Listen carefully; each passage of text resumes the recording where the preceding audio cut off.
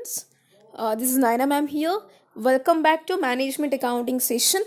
And today, I mean to say for this point, your comparative income statement is over. Okay now. So comparative income statement ಅಲ್ಲಿ ಯಾವ variety problems ಬರುತ್ತೆ ಎಲ್ಲ variety problems ಮಾಡಿದ್ದೀನಿ with assignment ಕೂಡ ಕೊಟ್ಟಿದ್ದೀನಿ.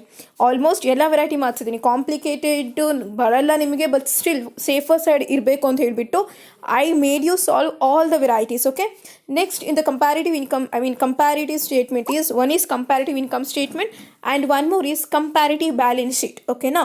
So ನಿಮಗೆ normal ಆಗಿ ಗೊತ್ತಿದೆ, balance sheet is all about the statement of assets and liabilities and it even shows the financial position ಅಂತ. ಆ್ಯಕ್ಚುಲಾಗಿ ನಾವು ಹೇಗೆ ಮಾಡ್ತಿದ್ವಿ, ಬ್ಯಾಲೆನ್ಸ್ ಶೀಟ್ನ ಹೊರಿಸೋಂಟಲ್ ಫಾರ್ಮ್ಯಾಟಲ್ಲಿ ಮಾಡ್ತಾ ಇದ್ವಿ ಅಲ್ವಾ. ಬಟ್ ಇಲ್ಲಿ ಕಂಪ್ಯಾರಿಟಿವ್ ಇನ್ಕಮ್ ಸ್ಟೇಟ್ಮೆಂಟಲ್ಲಿ ವರ್ಟಿಕಲ್ ಫಾರ್ಮ್ಯಾಟಲ್ಲಿ ಮಾಡ್ತೀರಾ. ಸೊ ವರ್ಟಿಕಲ್ ಫಾರ್ಮ್ಯಾಟಲ್ಲಿ ಮಾಡಬೇಕು ಅಂದರೆ ಹೇಗೆ, ಫಸ್ಟು ಲಯಬಿಲಿಟೀಸ್ ತೋರಿಸ್ತೀರಾ, capital and liabilities, next assets ತೋರಿಸ್ತೀರಾ. See format will be like this. Joint stock company point of view ಇಂದ ನಿಮ್ಮ ಫಾರ್ಮ್ಯಾಟ್ ಆಗುತ್ತೆ ಇಲ್ಲಿ. ಓಕೆನಾ. ಸೊ ಕಂಪನೀಸಲ್ಲಿ ಕ್ಯಾಪಿಟಲ್ ಇರುತ್ತಲ್ಲ, ಆ ಫಾರ್ಮ್ಯಾಟೇ ಇಲ್ಲಿ ವರ್ಕ್ ಆಗುತ್ತೆ. So first as you know like particulars those two columns. And next is share holders first ಬರೋದೆ, ಲಯಬಿಲಿಟೀಸ್ ಫಸ್ಟ್ ಬರಿತೀವಿ, ಆಮೇಲೆ ಅಸೆಟ್ಸ್ ಫಸ್ಟ್ ಬರಿತೀವಿ. ಸೊ ಪರ್ಟಿಕ್ಯುಲರ್ ಆಗಿ ಲಯಬಿಲಿಟೀಸನ್ನು ಹೆಡ್ಡಿಂಗ್ ಬರಿಬೇಕು ಅನ್ನೋಂಥ ನೆಸೆಸಿಟೀಸ್ ಏನಿಲ್ಲ. ಸೊ ಲಯಬಿಲಿಟೀಸಲ್ಲಿ ಫಸ್ಟ್ ಬರೋದು ಯಾವ್ದು ಗೊತ್ತಾ, ಶೇರ್ ಹೋಲ್ಡರ್ಸ್ ಫಂಡ್ ಅಥವಾ owners fund. So share holders fund ಅಥವಾ ಓನರ್ಸ್ ಫಂಡ್ ಅಂತ. ಅದೇ share holders fund owners fund ಅಂತ ಡೈರೆಕ್ಟಾಗಿ ಅವರೇ ಕೊಟ್ಟಿರಲ್ಲ, ಅದು ಹೆಡ್ಡಿಂಗು. ಓಕೆನಾ. So first share holders fund ಅಥವಾ ಓನರ್ಸ್ ಫಂಡ್ ಅಂತ ಬರೀಬೇಕು. ಅದರಲ್ಲಿ ಯಾವ್ದು ಬರುತ್ತೆ ಅಂತ ನಾನು ಹೇಳ್ತೀನಿ. ಶೇರ್ ಹೋಲ್ಡರ್ಸ್ ಫಂಡಲ್ಲಿ equity share capital, preference share capital, ಯಾವ್ದು ಕ್ಯಾಪಿಟಲ್ ಅಂತ ಎಂಡ್ ಆಗುತ್ತಲ್ಲ, all those will be covered under share holders fund.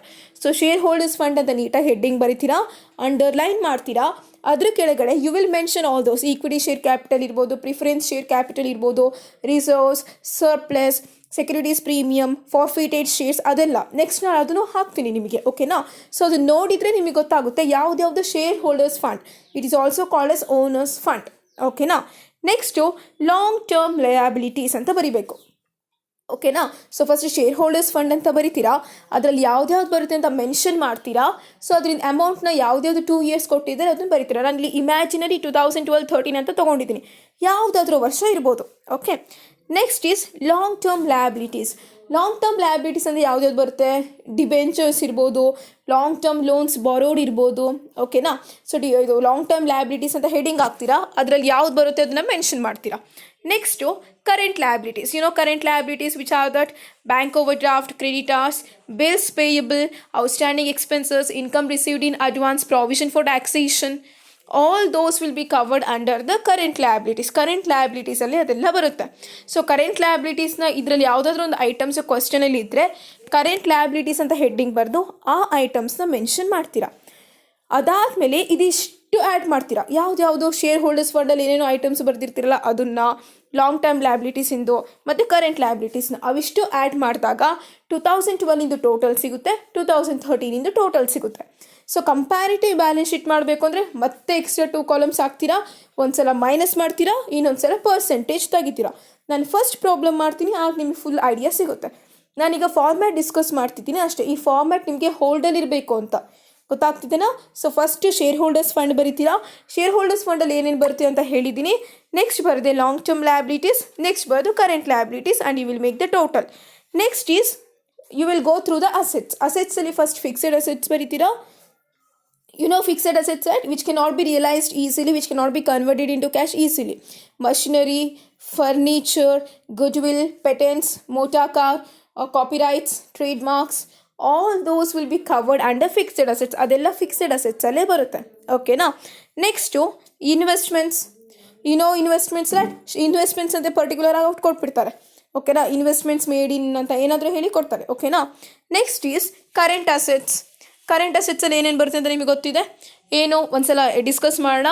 Cash in hand ಅಥವಾ ಬರೀ ಕ್ಯಾಶ್, ಕ್ಯಾಶ್ ಎಟ್ ಬ್ಯಾಂಕ್ ಅಥವಾ bank balance, stock, debtors, bills receivable,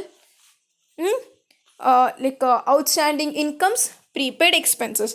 ಇನ್ನೂ ಸಿಂಪಲಾಗಿ ಹೇಳಬೇಕು ಅಂದರೆ ಕರೆಂಟ್ ಲಯಬಿಲಿಟೀಸಲ್ಲಿ ಏನೇನು ಬರಿತೀರಲ್ಲ ಅದರ ಆಪೋಸಿಟೇ ಕರೆಂಟ್ ಅಸೆಟ್ಸಲ್ಲಿ ಬರಿತೀರಾ.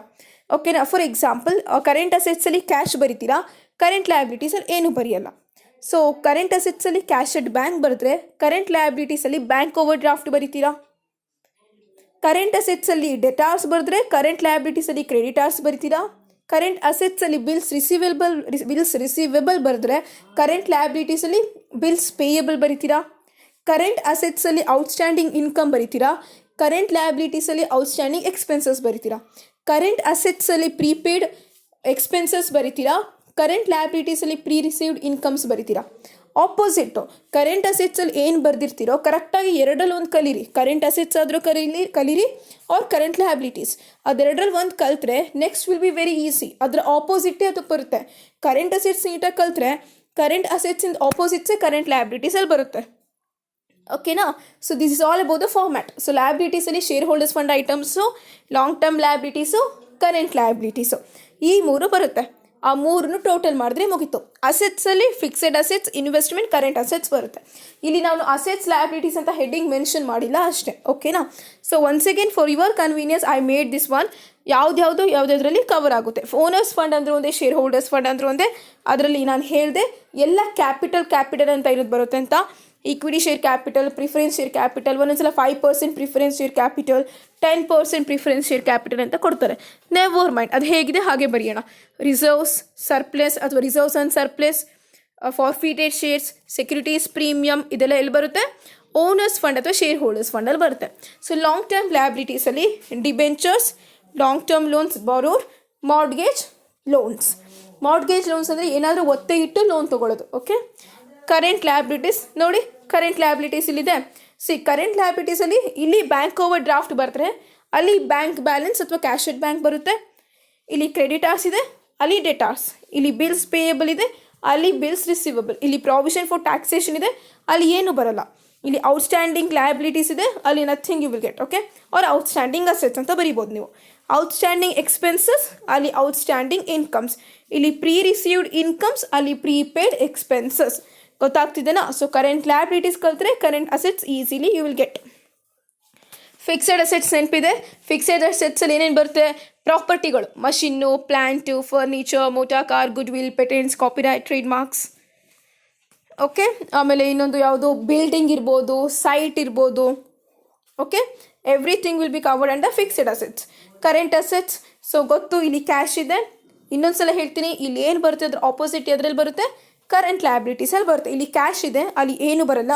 ಬ್ಯಾಂಕ್ ಬ್ಯಾಲೆನ್ಸ್, ಅಲ್ಲಿ ಬ್ಯಾಂಕ್ ಓವರ್ ಡ್ರಾಫ್ಟ್. ಇಲ್ಲಿ ಸ್ಟಾಕ್ ಇದೆ, ಅಲ್ಲಿ ಏನು ಬರಲ್ಲ. ಡೆಟಾರ್ಸ್, ಅಲ್ಲಿ ಕ್ರೆಡಿಟಾರ್ಸ್. ಬಿಲ್ಸ್ ರಿಸೀವಬಲ್, ಅಲ್ಲಿ ಬಿಲ್ಸ್ ಪೇಯಬಲ್. ಔಟ್ಸ್ಟ್ಯಾಂಡಿಂಗ್ ಇನ್ಕಮ್ಸ್, ಇಲ್ಲಿ ಔಟ್ಸ್ಟ್ಯಾಂಡಿಂಗ್ ಎಕ್ಸ್ಪೆನ್ಸಸ್, ಅಲ್ಲಿ ಪ್ರೀಪೇಯ್ಡ್ ಎಕ್ಸ್ಪೆನ್ಸಸ್, ಇಲ್ಲಿ ಪ್ರೀ ರಿಸೀವ್ಡ್ ಇನ್ಕಮ್ಸ್, ಅಲ್ಲಿ. Okay. So this is the end of this slide. I got to know, I hope so this balance sheet format is very clear. Make sure this format been sticked in your mind so that we can go with the making comparison between the 2 years in the further problems. And one more thing you're supposed to remember is what are the items that will be covered under the particular head. Okay na? ಯಾವ ಹೆಡ್ಡಲ್ಲಿ ಯಾವ items ಬರುತ್ತೆ ಅನ್ನೋದನ್ನು ನೀಟಾಗಿ ತಿಳ್ಕೋಬೇಕು. ಅದೇ important ಇರೋದು. ಓಕೆನಾ?